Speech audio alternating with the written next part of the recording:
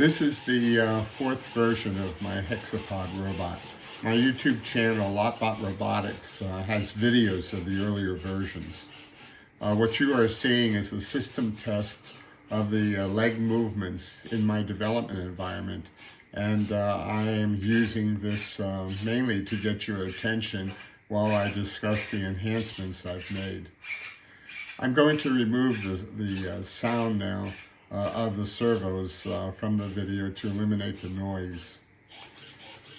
I will be showing you a Hexapod walking demo, as you probably have seen in other Hexapod videos, the way they're walking, but mine can sit down and walk upside down, and I will show you that. However, in this environment, I use regulated power supplies, as you can see by the wires going into the center of the robot. But in my demo, I use LiPo batteries. Before I show you the new Hexapod walking, I need to show you the original version of the Hexapod walking. Each leg of both Hexapods have 3 servos. The one closest to the body moves the legs sideways, and the other 2 move up and down.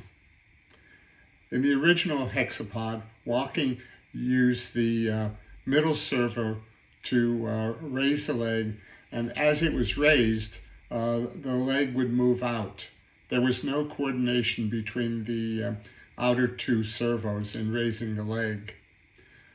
In the latest version, when the leg is moved up with the middle servo, the leg does not move out, as the middle servo and the outer servo work together to keep the leg from moving out. I developed this user interface to control my robots. It is a Raspberry Pi Node-RED application set up on a Wi-Fi access point, sending MQTT messages to the robot. I've already discussed this controller in 2 videos on my YouTube channel, LotBot Robotics. The first introduces the controller. It is called LotBot Hexapod Robot and Arduino ESP32 Raspberry Pi Node-RED MQTT Wi-Fi Access Point project. The second discusses the development of the controller, including the Node-RED code, and is called LotBot Quadrupod and Hexapod Robot Controller, a Raspberry Pi Arduino ESP32 Node-RED MQTT project. You'll be able to understand why I've included all the components if you look at the videos. Before I discuss the updates to this project, I am going to show you the updated Hexapod moving on the ground. Okay, since this is the development environment, in order to go to the demo environment, I have to remove the USB cable from the microprocessors, and then have to remove the regulated power supply for the logic area, and the regulated power supply for the servos. These are banana clips, makes it easier on me. And then put the LiPos on for the logic area and for the servos. This is, and I have 2 of these for the servos.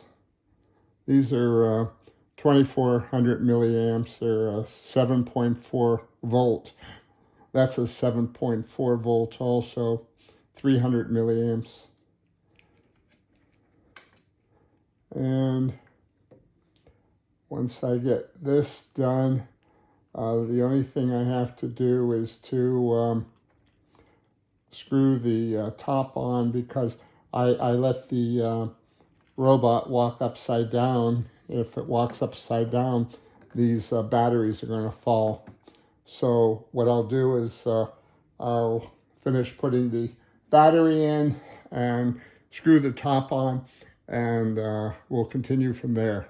Okay, I've put the batteries on and I've put the top on, and this is it's still in the development environment, and what I'm going to do now is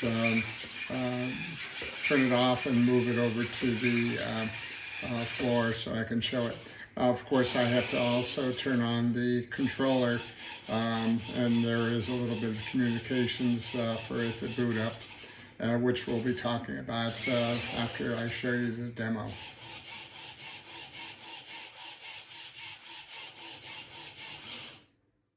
I thought it would be interesting to see the Hexapod walking on the floor, and in the development environment at the same, well, approximately the same time.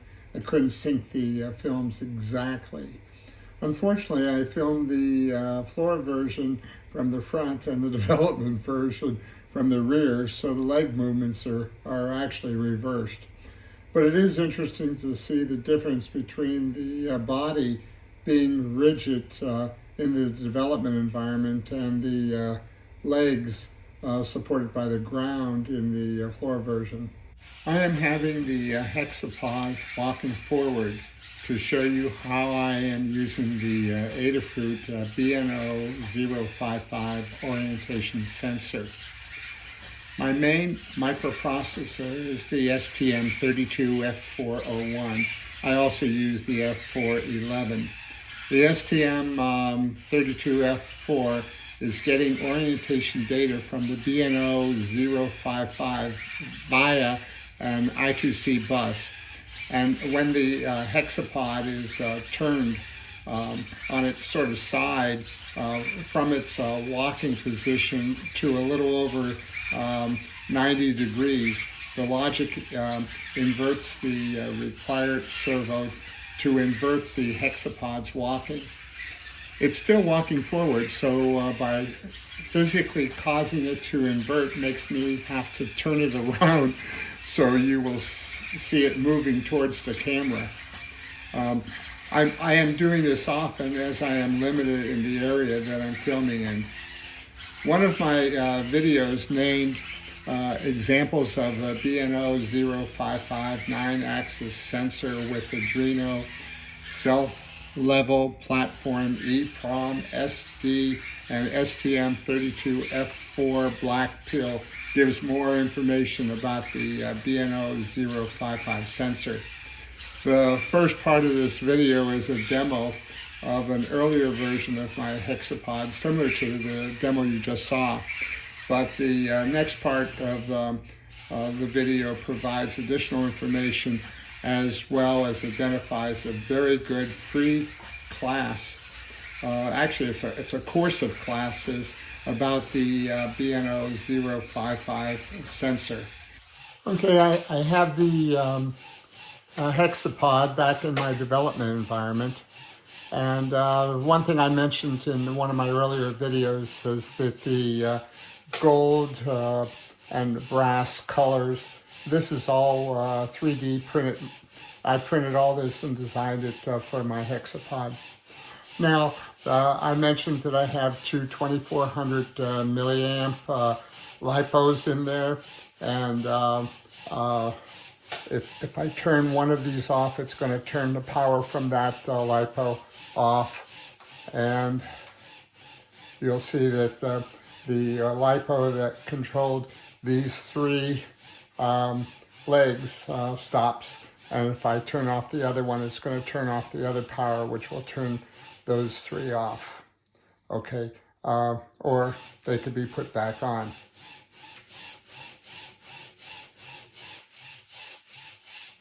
Okay, now the batteries are still in here. Okay. Now I just want to show you a physical layout of the Hexapod, so I'm going to turn these two off. And I'm going to turn it around, and you'll see that I have two displays here, and I'm going to talk to you more about those. And I have two microprocessors here.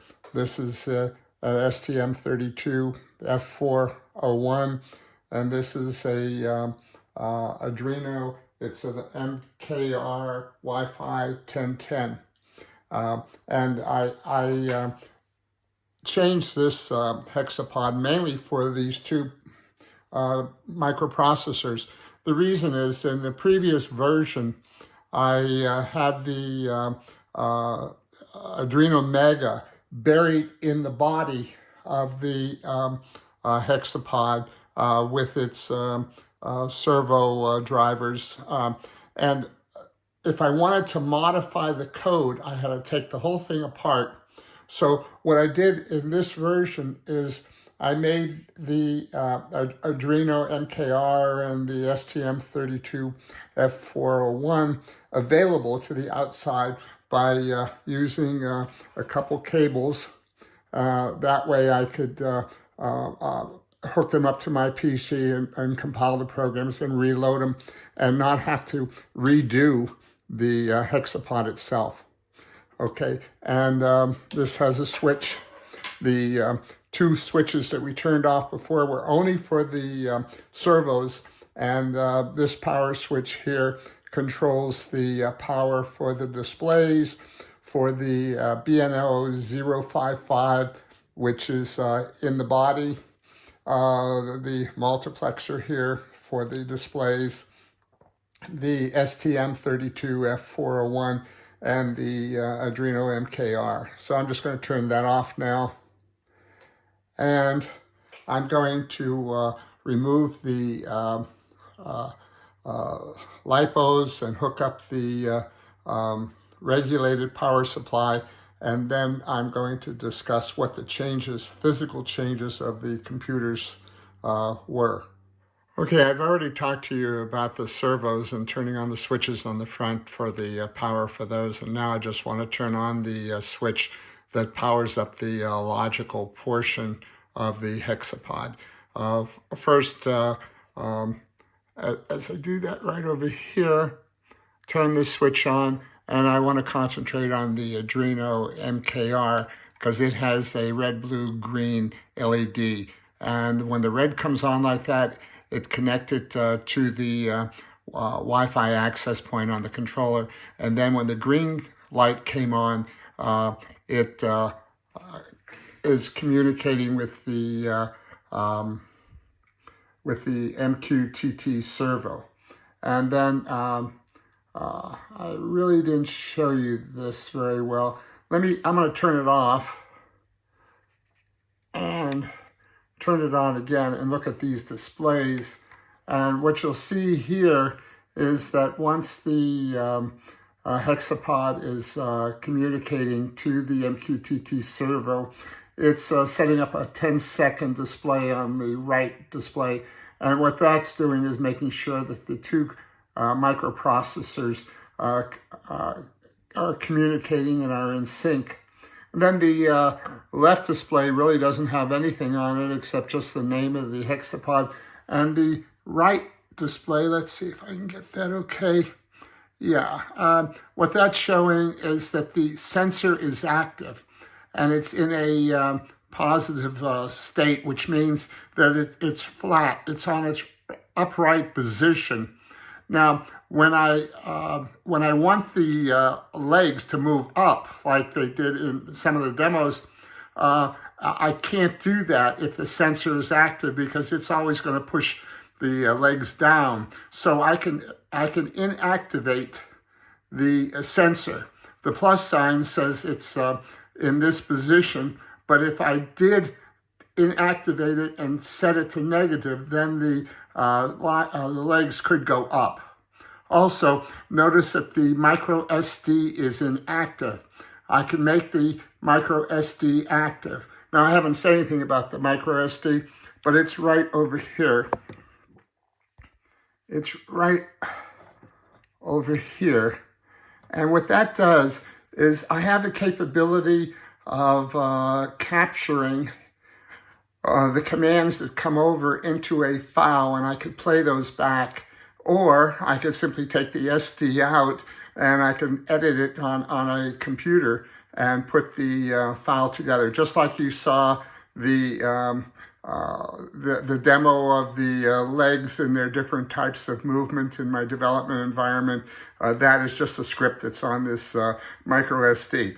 However, the controller can send different commands to the Hexapod that are, that initiate the SD, or just simply the commands will set the servos in some sort of motion. Anyway, this is, it's hard for me to hold the camera and actually show you some of the selections on the controller. But anyway, you get the idea. The displays are very helpful in giving me a status of where the sensor, how the sensor is active, or the SDs. And I also get a display of the file names on this LED over here, on this display over here. Anyway, that's how things look when they're booting. In the original LotBot, I used Arduino Mega as the main computer, and these two Arduino driver shields to drive the servos. And since the Mega doesn't have any Wi-Fi or Bluetooth capability, I used a ESP32 to communicate to the controller to get the commands. The shields really fit on an Uno, but since I needed extra pins, I used the Mega for the original one. There was also a I2C bus that went to the B&O055 for the sensor. So in the original one, you saw that one had the capability of walking upside down or turning over also. In the current one, I'm now using, I put this little set of components together because I'm checking out something else. But I'm now using this module as a driver, but since it only controls 16 servos, I'm using 2 of those in series. The power is for the servos comes from these 2 wires, and in the case of the Hexapod, there's 2 of these, and therefore there's 2 sets of wires, which are those 2 2400 amp LiPos, or the other current that I was talking to you about. This is the Arduino MKR WiFi 1010, and this is the STM32F4. I also use the 411, and there's a little switch here.